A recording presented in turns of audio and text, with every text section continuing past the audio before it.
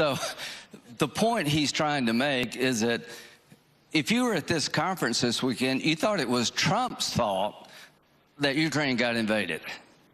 No. When he was president, they didn't get invaded because Putin's scared of Trump. That's a good thing.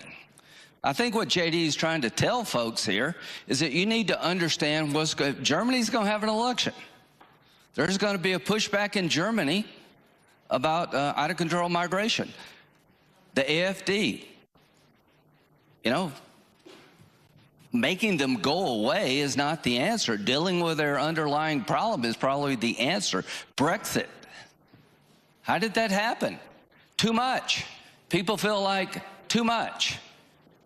You know, our society's changing too fast in all the wrong ways. I think that's something you need to hear from America. And I'm glad he said it. Now, as to Ukraine, the most important decision we will make as a group is how this war ends. Do you agree with that? If we don't get this right, there goes Taiwan. Question, should Japan be in NATO? Should South Korea be in NATO? Think about it. If we don't get it right, there goes Taiwan. If we get it right, we can reset and make the world a more stable place.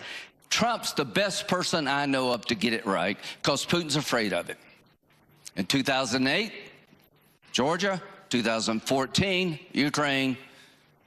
4 years of Trump, nothing. To Trump, you didn't start this war, but you got to end it.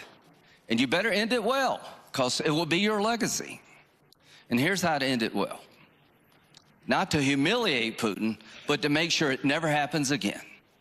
Integrate our economies. I urge you to do a mineral agreement with the Ukraine so we'll have something of value and defend so the American people understand why Ukraine's important beyond just an idea. I'd urge you, Mr. President, in the next decade, sell them all the weapons they need, made in America, good for us, good for them, to make them so strong nobody in their right mind would do this again. I would urge you, Mr. President, if we can't reach consensus on NATO now, that we put on the table, Putin, if you don't want Ukraine in NATO, don't invade them. Because if you invade them, they're going into NATO.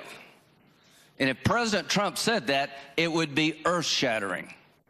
So we got a chance here to end this war in a fashion to deter future aggression, because Xi will get away with as much as he can, as long as he can.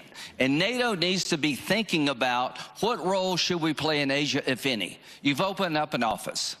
But I am worried that if we don't get Ukraine right, there goes Taiwan. I think if we get Ukraine right, that's the biggest thing we could do to help Taiwan of anything else.